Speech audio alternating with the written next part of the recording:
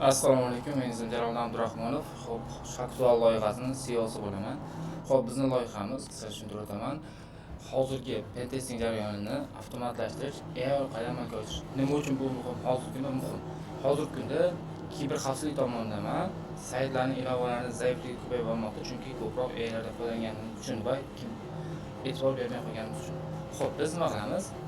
AI asosida saytlarni yoki ilovalarni to'liq test qilamiz. Xo'p, oddiy testerlardan, oddiy pentesting xodimlaridan buni nimasi yaxshiroq?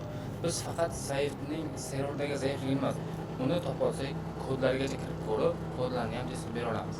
Xo'p, bizning ustunlik tarafimiz tezlikda va tezroq moslashuvchanlikda. Yangi chiqayotgan viruslar, yangi chiqayotgan hujum turlarini biz qolgan oddiy xodimlarga nisbatan AIga o'qitish tezligimiz osonroq.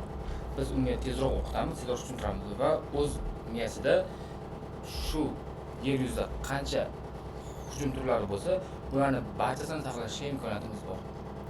Va bu bizga nima beradi? An'anaviy testerlardan tezroq, qulayroq va sifatliroq ishlash uchun yordam beradi.